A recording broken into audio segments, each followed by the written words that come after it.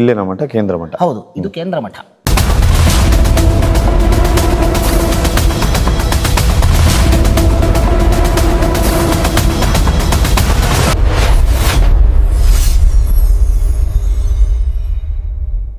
ಗೋವಾ ಎಂದರೆ ಕೇವಲ ಬೀಚ್ಗಳಿಗಾಗಿ ಮಾತ್ರ ಪ್ರಸಿದ್ಧ ಅಲ್ಲ. ಇಲ್ಲೊಂದು 550 ವರ್ಷಗಳ ಮಹಾಪರಂಪರೆಯ ಆಧ್ಯಾತ್ಮಿಕ ಪೀಠ ಅಡಗಿದೆ. ಪ್ರಧಾನಮಂತ್ರಿ ನರೇಂದ್ರ ಮೋದಿಯವರು ಭೇಟಿ ನೀಡಿದ ಪವಿತ್ರ ಸ್ಥಳ, ವಿಶ್ವದ ಅತಿ ಎತ್ತರದ 77 ಅಡಿ ಶ್ರೀರಾಮನ ಪ್ರತಿಮೆಯ ತಾಣ ಮತ್ತು ಇಂದಿಗೂ ಅನೇಕ ಜನರಿಗೆ ತಿಳಿಯದ ಮಹತ್ತರ ಇತಿಹಾಸ. ಇದು ಶ್ರೀ ಸಂಸ್ಥಾನ ಗೋಕರ್ಣ ಪರ್ತಗಾಳಿ ಜೀವೋತ್ತಮ ಮಠ. ಇಂದು ನಮ್ಮ ಪ್ರದಕ್ಷಿಣಾ ಚಾನಲಲ್ಲಿ ಈ ಪವಿತ್ರ ಕ್ಷೇತ್ರದ ಅದ್ಭುತ ಇತಿಹಾಸ ನಿಮ್ಮ ಮುಂದೆ. ಮಿಸ್ ಮಾಡದೆ ಈ ವಿಡಿಯೋವನ್ನು ಕೊನೆವರೆಗೂ ನೋಡಿ ಹಾಗೂ ಪ್ರದಕ್ಷಿಣಾ ಚಾನಲನ್ನು ಸಬ್ಸ್ಕ್ರೈಬ್ ಮಾಡಿಲ್ಲವಾದರೆ ತಕ್ಷಣ ಸಬ್ಸ್ಕ್ರೈಬ್.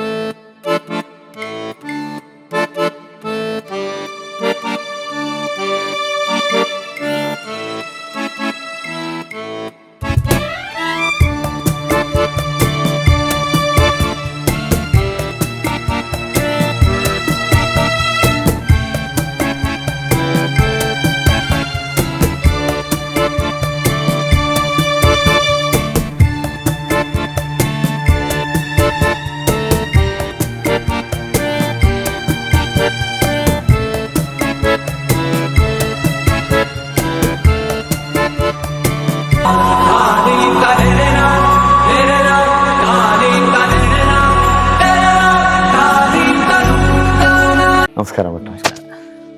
ಸ್ನೇಹಿತರೆ, ಇವತ್ತು ನಾವು ಶ್ರೀಮಠದ ವಿದ್ವಾಂಸರಾದಂತಹ ರಾಮಕೃಷ್ಣ ಭಟ್ ಅವರ ಜೊತೆಗಿದ್ದೇವೆ. ಅವರಿಂದ ಶ್ರೀಮಠದ ಇತಿಹಾಸ ಹಾಗೂ ಕೆಲವೊಂದು ಮುಖ್ಯ ಕ್ಷಣಗಳ ಬಗ್ಗೆ ಮಾಹಿತಿಯನ್ನು ತಿಳಿದುಕೊಳ್ಳೋಣ. ಶ್ರೀಮಠಕ್ಕೆ ನಾವು ಬೆಳಿಗ್ಗೆ ಬಂದಾಗ ಗುರೂಜಿಯವರು ಸಿಕ್ಕಿದ್ರು. ನಾವು ಮಾತಾಡ್ತಾ ಇದ್ವಿ, ತುಂಬ ವರ್ಷಗಳ ಇತಿಹಾಸ ಇದೆ, ಅಂದರೆ ಸುಮಾರು 300-400 ವರ್ಷಗಳ ಇತಿಹಾಸ ಇದೆ ಅಂತ. ಇದರ ಬಗ್ಗೆ ಸ್ವಲ್ಪವಾಗಿ ಚಿಕ್ಕದಾಗಿ ಚೊಕ್ಕದಾಗಿ ವಿವರಣೆ ಕೊಡಬೇಕು. ನಮ್ಮ ಮಠಕ್ಕೆ 550 ವರ್ಷದ ಇತಿಹಾಸ ಇದೆ. ಮೊನ್ನೆ ಡಿಸೆಂಬರಲ್ಲಿ ಸಾರ್ಧ ಪಂಚಶತಮಾನೋತ್ಸವ ಅಂತ ಆಚರಣೆ ಮಾಡಿದ್ವಿ. ಅಂದರೆ ಮಠ ಸ್ಥಾಪನೆ ಆಗಿ 550 ವರ್ಷ ಆಯಿತು. ಮೊನ್ನೆ ಇದೇ ವರ್ಷ ಡಿಸೆಂಬರಲ್ಲಿ 550 ವರ್ಷಗಳ ಹಿಂದೆ ಬದರಿಯಲ್ಲಿ ಸ್ಥಾಪನೆ ಆಗಿದ್ದು ಮಠ. ಮೂಲತಃ ಬದರಿಯಲ್ಲಿ ಅಲಕಾನಂದದ ಸನ್ನಿಧಾನದಲ್ಲೇ, ಅಲ್ಲಿ ಈಗಿನ ಉಡುಪಿಯ ಅಷ್ಟಮಠಗಳಲ್ಲಿ ಒಂದಾದಂತಹ ಪಲಿಮಾರು ಮಠ ಅಂತ. ಆ ಪಲಿಮಾರು ಮಠದ 10ನೇ ಯತಿಗಳು ರಾಮಚಂದ್ರ ತೀರ್ಥರು ಅಂತಿದ್ರು. ಅವರ ಬಳಿ ಒಬ್ಬ ವಟು ಬ್ರಹ್ಮಚಾರಿ. ಆ ಬ್ರಹ್ಮಚಾರಿಗೆ ಒಳ್ಳೆಯ ವಿದ್ಯೆಯನ್ನು ಕೊಟ್ಟು ವಿದ್ವಾಂಸನನ್ನಾಗಿ ಮಾಡಿ, ಮತ್ತೆ ಮುಂದೆ ದಕ್ಷಿಣ ದೇಶದಲ್ಲಿ ವಿಶೇಷವಾಗಿ ಧರ್ಮ ಪ್ರಚಾರ ಆಗಬೇಕು, ಸನಾತನ ಧರ್ಮದ ಪ್ರಚಾರ ಆಗಬೇಕು ಅನ್ನುವ ದೃಷ್ಟಿಯಿಂದ ಆ ಪಲಿಮಾರು ಮಠ, ಆಗಿನ ಕಾಲದ ಪಲಿಮಾರು ಮಠಾಧೀಶರಾದ ರಾಮಚಂದ್ರ ತೀರ್ಥರು ಅವರು ಮಾಧವ ಎಂಬ ಈ ವಟುವಿಗೆ ದೀಕ್ಷೆ ಕೊಟ್ಟು, ಸನ್ಯಾಸ ದೀಕ್ಷೆ ಕೊಟ್ಟು ನಾರಾಯಣ ತೀರ್ಥರು ಅಂತ ಹೆಸರನ್ನು ಕೊಡ್ತಾರೆ. ಸನ್ಯಾಸ ನಾಮವನ್ನು ಕೊಟ್ಟು ಅವರಿಗೆ ಒಂದು ರಾಮನ ಪ್ರತಿಮೆಯನ್ನು ಕೂಡ ಕೊಡ್ತಾರೆ ಉಪಾಸನೆ ಮಾಡಲಿಕ್ಕೆ. ಆ ರಾಮನ ಪ್ರತಿಮೆಯನ್ನು ತಗೊಂಡು ಮುಂದೆ ಈ ನಾರಾಯಣ ತೀರ್ಥರು ಅನ್ನುವವರು ದಕ್ಷಿಣ ದೇಶಕ್ಕೆ ಬಂದು, ಮೊದಲು ಕಾಶಿಗೆ ಬರ್ತಾರೆ. ಕಾಶಿಗೆ ಬಂದು ಅಲ್ಲಿಂದ ದಕ್ಷಿಣ ದೇಶಕ್ಕೆ ಬಂದು ಧರ್ಮ ಪ್ರಚಾರವನ್ನು ಮಾಡ್ತಾರೆ. ಹಾಗಾಗಿ ಈ ಮಠಕ್ಕೆ ಮೂಲ ಯತಿಗಳು ನಾರಾಯಣ ತೀರ್ಥರು, ಮೊದಲನೇ ಯತಿಗಳು. ಇದು 550 ವರ್ಷಗಳ ಹಿಂದೆ ರಾಮಚಂದ್ರ ತೀರ್ಥರು ದೀಕ್ಷೆ ಕೊಟ್ಟಿದ್ದು ನಾರಾಯಣ ತೀರ್ಥರು. ಅಲ್ಲಿ ಅವರು ರಾಮನ ಪ್ರತಿಮೆಯನ್ನು ತಗೊಂಡು ಅಲ್ಲಿ ಒಂದು ರೀತಿ ಅಲ್ಲೇ ಮಠ ಸ್ಥಾಪನೆ ಆಯಿತು ಅಂತ ಹೇಳಬಹುದು. ಆದರೆ ಮೊದಲನೆಯ ಶಾಖಾ ಮಠ ಸ್ಥಾಪನೆ ಆಗಿದ್ದು ಅವರು ಈ ಬದರಿಯಿಂದ ಕಾಶಿಗೆ ಬಂದು ಕಾಶಿಯಲ್ಲಿ ಮಠವನ್ನು ಸ್ಥಾಪನೆ ಮಾಡ್ತಾರೆ. ಮೊದಲನೆಯ ಶಾಖಾ ಮಠ 550 ವರ್ಷಗಳ ಹಿಂದೆ. ಅಲ್ಲಿನಿಂದ ಅನೇಕ ಶಾಖಾ ಮಠಗಳು ಇಂದಿನವರೆಗೂ ಮಹಾರಾಷ್ಟ್ರದಲ್ಲಾಗಿರಬಹುದು, ಗೋವಾದಲ್ಲಾಗಿರಬಹುದು, ಅಥವಾ ಕರ್ನಾಟಕದಲ್ಲಿ ವಿಶೇಷವಾಗಿ ಅನೇಕ ಕಡೆಗಳಲ್ಲಿ ಈ ಮಠ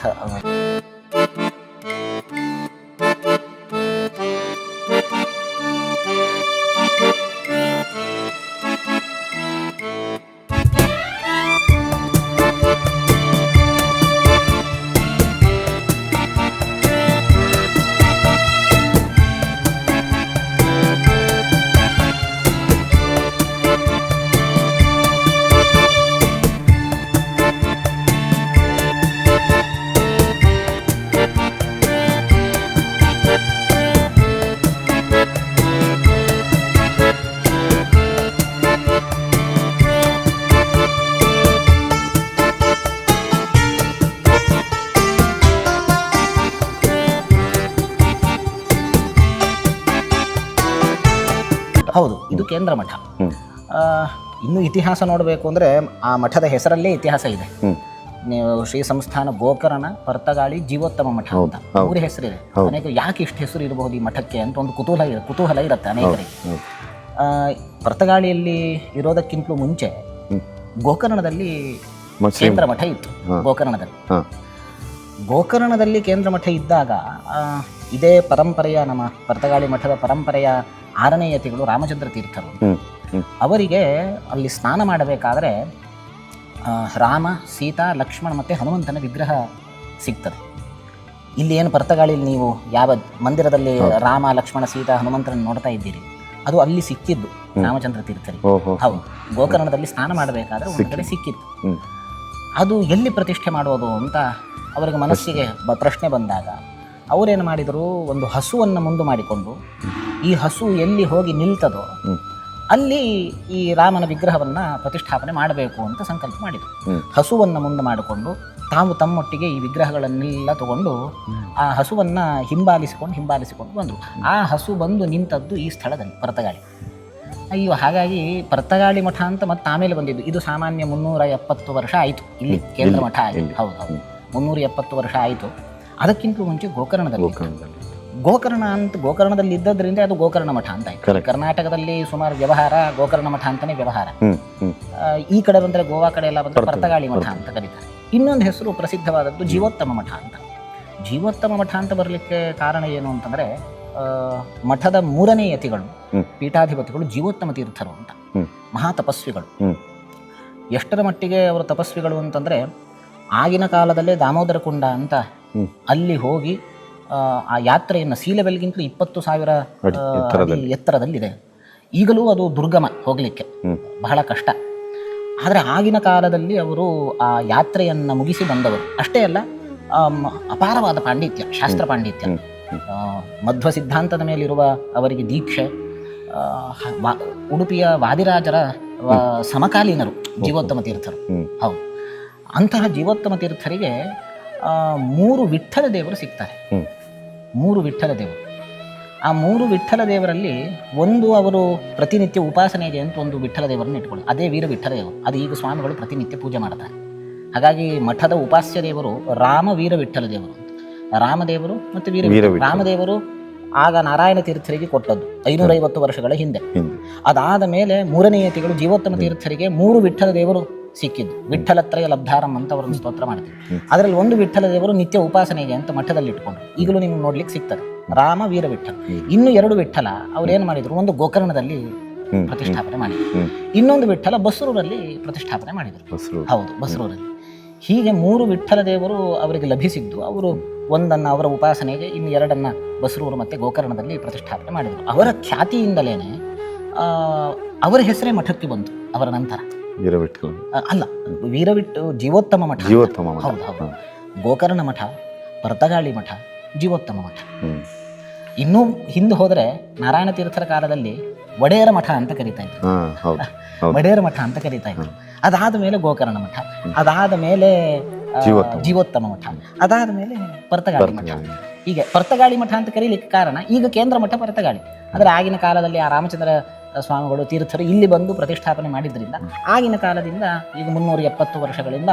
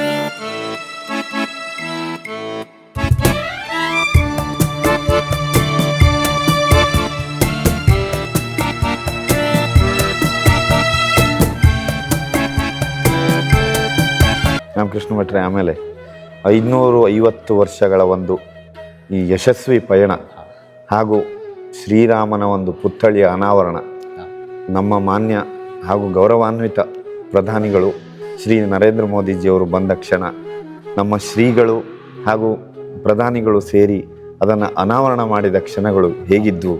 ಅಪೂರ್ವವಾದ ಕ್ಷಣ, ಅದ್ಭುತವಾದ ಕ್ಷಣಗಳು. ಯಾಕೆಂದರೆ ದೇಶದ ಪ್ರಧಾನಮಂತ್ರಿಗಳು ಬಂದು ರಾಮನ ಪ್ರತಿಮೆಯ ಅನಾವರಣ ಮಾಡೋದು ಅಂತಂದರೆ ಅದು ನಮ್ಮೆಲ್ಲರ ಭಾಗ್ಯ. ಅದು ಆ ಕ್ಷಣಗಳನ್ನು ನಾವು ಕಣ್ತುಂಬಿಸಿಕೊಂಡಂತಹ ನಾವೇ ಎಲ್ಲ ಭಾಗ್ಯವಂತರು ಅಂತ ಹೇಳಬಹುದು. ಹೌದು, ಧನ್ಯರು. ಆ ಧನ್ಯತಾಭಾವ ಎಲ್ಲರಲ್ಲೂ ಕಾಣಿಸ್ತಾ ಇತ್ತು ಆ ದಿನ. ಮತ್ತು ಆ ಪ್ರಧಾನಮಂತ್ರಿಗಳಾದ ನರೇಂದ್ರ ಮೋದಿಯವರಲ್ಲಿ ಈ ರಾಮನ ಗುಣಗಳು ಎಲ್ಲ ಅವರಲ್ಲಿದೆ.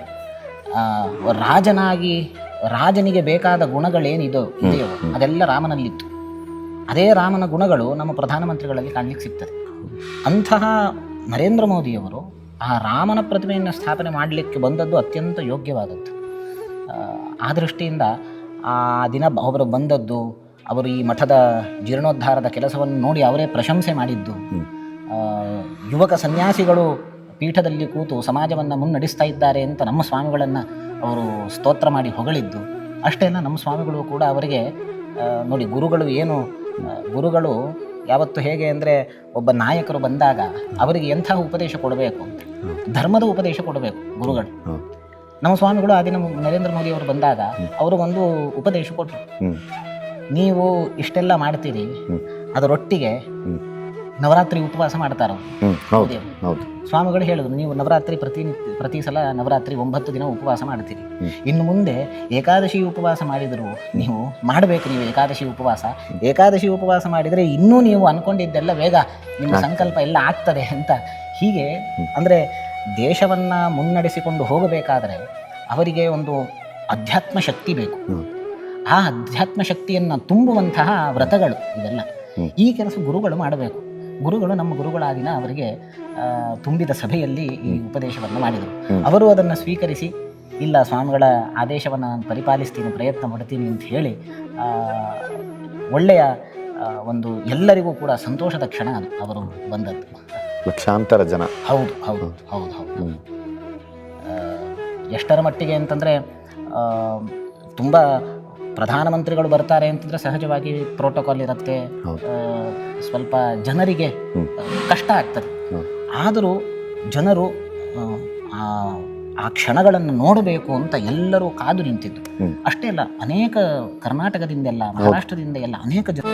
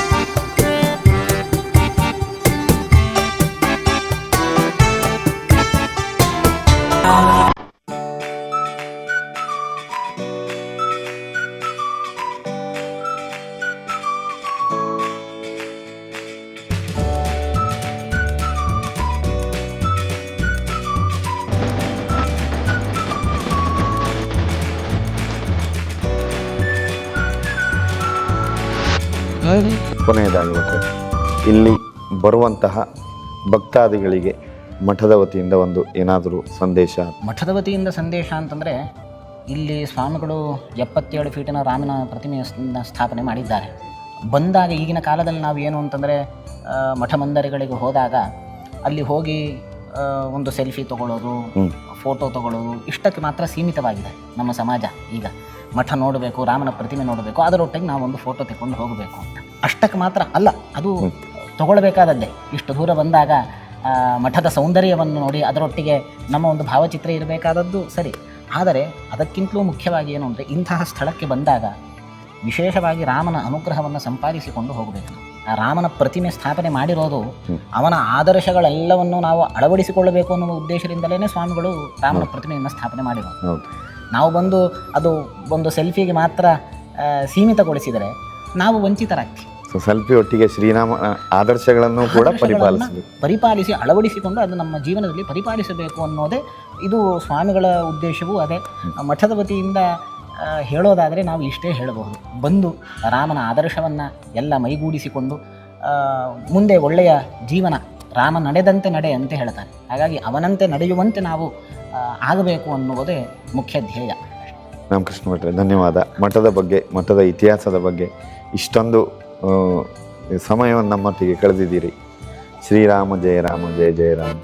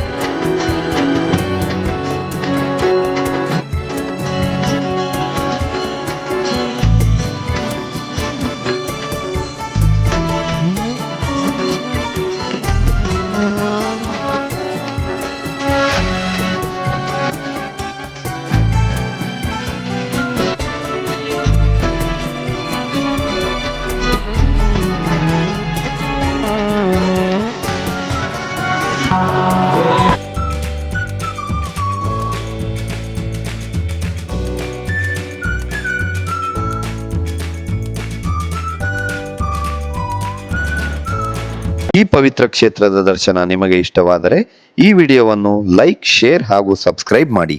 ಮತ್ತೊಂದು ಪವಿತ್ರ ಕ್ಷೇತ್ರದ ದರ್ಶನದೊಂದಿಗೆ ಮುಂದಿನ ವಿಡಿಯೋದಲ್ಲಿ ಮತ್ತೆ ಭೇಟಿಯಾಗೋಣ.